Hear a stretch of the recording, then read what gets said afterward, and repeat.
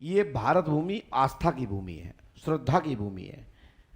मीरा जैसी भक्तन ने, दीवानी ने साक्षात विष पी लिया, कुछ भी नहीं हुआ। किसके प्रेम में पी लिया? भगवान विष्णु हरि स्वयं श्री कृष्ण के। उत्तर मिला।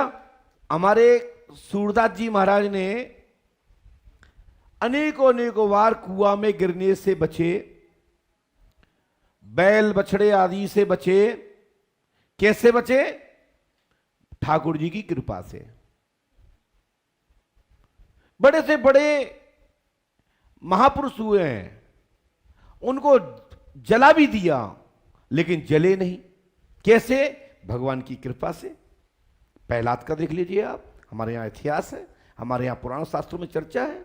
यदि कहीं भी कुछ भी ना हो, आप तो एक पत्थर का, मील का पत्थर होता है ना रोड किनारे, उस पे हनुमान जी के नाम का सिंदूर लगा देना और 5 मंगलवार करो वहां, मैं गारंटी देता हूं काम हो जाएगा। ये भारत भूमि है, क्योंकि कण कण में परमात्मा का वास है। क्योंकि भारत भूमि परमात्मा का हृदय स्थल है। परमात्मा इसमें खेलते हैं, मचलते हैं। ये देवताओं की भूमि है, ऋषियों की भूमि है, ये नारायण की भूमि है। ये पूरा भारत खंड, नक्शे पे जो वर्ल्ड का नक्शा है उसमें भारत खंड देव भूमि है। कोई भी पत्थर रख देना, उसमें कोई ना कोई देवंत प्रकट हो जाएगा। ये उत्तर मैं दे रहा हूं, प्रश्न का जवाब दमो काट लेना। और नहीं, एक मैं अपने देश में जाके कोई पत्थर रख के पूछ के देख लो, काम हो जाए तो हमसे कहना। श्रद्धा एक ऐसा विषय है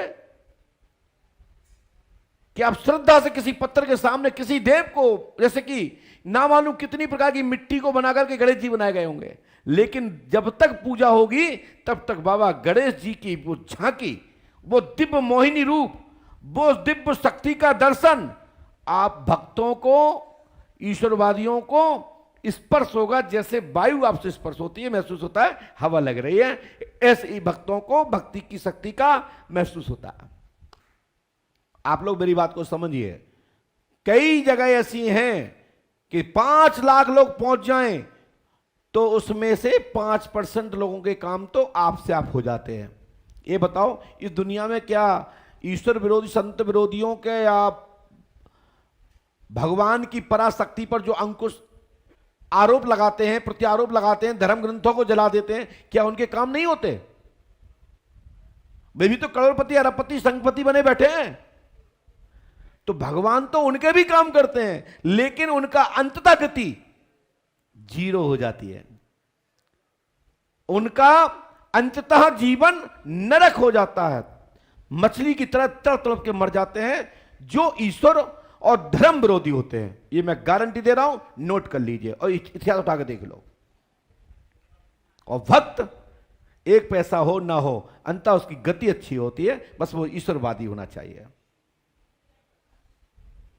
ये हमारा भाव है। हम नहीं कहते कि मेरे धाम में आओ फिर मेरी बात मानो।